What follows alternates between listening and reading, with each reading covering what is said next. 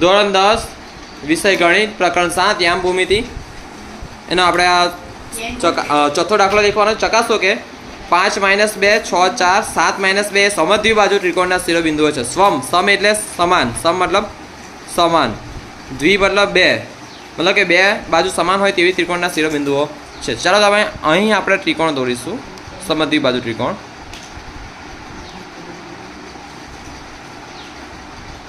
સમદ્વિબાજુ ત્રિકોણ આપણે A B C દોર્યો. તેમાં AB ને AC બાજુ, AB ને AC બાજુ, AB AC, AB AC, AB AC સમાન છે, એ દેખાય છે આપણે, બરાબર. આ ખાલી બગા આ પરીક્ષામાં તમારે નહીં દોરો, આ ખાલી તમને સમજાવું સમદ્વિબાજુ ત્રિકોણ કોને કહેવાય. જો બે બાજુ સમાન હોય, બે બાજુ કેવી હોય? સમાન. બે બાજુ કેવી હોય? સમાન. BC બાજુ અલગ છે. દરેકમાં નામ અલગ અલગ હોય તો અમુક બાજુ અલગ થાય, અમુક બાજુ સમાન થાય. તો અહીં દેખીએ આપણે A માટે શું છે? 5 - 2, B માટે 6 4, C માટે 7 - 2. આપણે આમ નામ આપ્યા છે A B C. ચાલો કરીએ. અહીં AB સ્ક્વેર બરાબર જો x1 - x2 આખાનો વર્ગ વત્તા y1 - y2 આખાનો વર્ગ x1 y1 x2 y2 x1 - x2 તો 5 - 6 આખાનો વર્ગ વત્તા y1 - y2 -2 -4 આખાનો વર્ગ 5 - 6 -1 આખાનો વર્ગ વત્તા ઓછા ઓછા વત્તા તો 2 + 4 6 મોટા પદની આગળ માઇનસ તો -6 -6 નો વર્ગ -1 નો વર્ગ એકડ 1 વત્તા -6 નો વર્ગ 36 37. હવે આપણે AC સ્ક્વેર શોધીશું તો AC સ્ક્વેર માટે પહેલાં A અને C ની કિંમત મૂકી દે. A કેટલા છે? 5 - 2. C કેટલા છે? 7 - 2. 7 - 2 શું છે? C. અને આપણે x1 અને y1 અને x2 અને y2 એવા નામ આપી દીધા. તો અહીં આપણે કરવાનું AC સ્ક્વેર બરાબર x1 - x, અને સૂત્ર આપણે એવું નહીં કે વારંવાર લખીએ, એકવાર લખો ને અહીં તોય ચાલે, પણ અહીં તો મને યાદ રહે એટલું લખાવું છું. x1 - x2 આખાનો વર્ગ વત્તા y1 - y2 આખાનો વર્ગ. x1 કેટલા છે? 5 5 x2 કેટલા છે? 7 7 આખાનો વર્ગ વત્તા y1 કેટલા છે? -2 y2 કેટલા છે? -2 માઇનસ કૌંસમાં -2 આખાનો વર્ગ -2 આખાનો વર્ગ. ચાલો ધ્યાન આપો. જો -2 -2 -2 અહીં પણ -2, બરાબર ને? રકમ બરાબર છે. 5 માંથી 7 જાય તો -2 આખાનો વર્ગ વત્તા -2 ઓછા વત્તા 2 આખાનો વર્ગ. ઓકે, તો આ -2 નો વર્ગ કેટલો આવ્યો? ચોગડે 4 ચોગડિયા 4 ચોગડિયા 4 વત્તા 0 તો કેટલું આવ્યું? ચોગડે 4. તો AC અલગ આવે છે. હવે આપણે AC સ્ક્વેર શોધવાનું છે. તેનું સૂત્ર ફરીથી લખી લે. x1 - x2 આખાનો વર્ગ વત્તા y1 - y2 આખાનો વર્ગ. જો આપણે આ AC લખ્યું છે અહીંયા આગળ, બરાબર છે, અને x1 ધાર્યું અને y1 અને x2 અને y2, તો x1 - x2 તો 5 - x2 -7 આખાનો વર્ગ વત્તા y1 -2 -2 આખાનો વર્ગ. ઓકે, -2 આખાનો વર્ગ. સિમ્પલ છે. ઓકે, 5 માંથી 7 જાય કેટલા?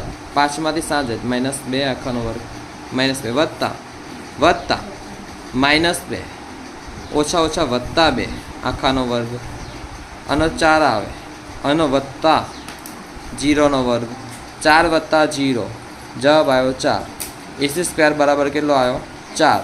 તો માટે AC બરાબર વર્ગમૂળમાં 4 માટે AC બરાબર બગડે 2. અને પણ AB સ્ક્વેર બરાબર 37 કેટલું આવ્યું? 37. તો માટે AB બરાબર વર્ગમૂળમાં 37. આપણે પાછું આ ફરીથી શોધેલું, કેમ કે પેલો છોકરો ફરીથી આવ્યો એટલે. તો AC સ્ક્વેર બરાબર આવ્યું ચોગડે 4. તો AC બરાબર કેટલું આવ્યું? વર્ગમૂળમાં 2. જો આપણે AB શોધ્યું, AC શોધ્યું, AC. જો બકા આ મેં તમને કારનું જ કીધું, રફ કામ માટે છે, ખાલી તમને સમજાવવા માટે છે. ઓરિજિનલ એકચ્યુઅલી આકૃતિ આની કરતાં અલગ હોઈ શકે છે, નંબરિંગ અલગ અલગ હોઈ શકે છે. ચાલો હવે આપણે શોધીએ BC સ્ક્વેર. શું શોધીએ? BC. AB શોધાઈ ગયું, બરાબર. AC શોધાઈ ગયું. હવે BC શોધીએ. તમારે એવું નહીં કે પહેલાં AB શોધો પછી BC શોધો, કોઈ વાંધો નહીં, જે રીતે કરવું હોય તે રીતે. હવે આપણે કરીએ BC સ્ક્વેર. 6 4 7 - 2 6 4 ચાલો 6 4 7 - 2 BC સ્ક્વેર શોધીશું. BC સ્ક્વેર તો આને x1 આ y1 આ x2 આ y2 x1 x1 minus x2 આખાનો વર્ગ વત્તા y1 માઇનસ y2 આખાનો વર્ગ x1 કેટલા છગડે 6 માઇનસ x2 કેટલા 7 7 આખાનો વર્ગ વત્તા y1 કેટલા ચોગડે 4 માઇનસ 2 આખાનો વર્ગ અને આખાનો વર્ગ -2 આખાનો વર્ગ. ચાલો 7 6 માંથી 7 જાય તો આવે -1 આખાનો વર્ગ વત્તા ધ્યાન અહીં 4 માઇનસ પ્લસ વત્તા 2 આખાનો વર્ગ -1નો વર્ગ થાય એકડ 1 વત્તા 4 વત્તા 2નો વર્ગ થાય 4 વત્તા 2 થાય છગડે 6 વર્ગ 1 વત્તા 6નો વર્ગ 36 બરાબર 37. તો માટે BC² બરાબર 37 માટે વર્ગમૂળ BC બરાબર વર્ગમૂળમાં 37. તો છેલ્લે આપણે દેખીએ AB બરાબર આવ્યું કેટલું આવ્યું વર્ગમૂળમાં 37, BC બરાબર આવ્યું વર્ગમૂળમાં 37, AC બરાબર આવ્યું બગડે 2. તો આપણે શું કીધેલું કે સમદ્વિ બાજુ ત્રિકોણ છે કે નહીં તે તપાસવાનું છે. તો અહીં કોઈ પણ બે બાજુ સરખી થાય છે બરાબર, કોઈ પણ બે બાજુ સરખી થાય છે. તમારે લખવાનું અહીં AB અને BC, AB અને BC બે બાજુઓ સરખી થતી હોવાથી સરખી અથવા સમાન થતી હોવાથી આપેલા બિંદુઓ એ સમદ્વિ બાજુ ત્રિકોણના છે. ઓકે, સમદ્વિ બાજુ ત્રિકોણના છે. અને આકૃતિ દોર્યું એ પરીક્ષામાં નહીં પૂછાય તો તમે દોરી શકો છો, કોઈ વાંધો નહીં. જો AB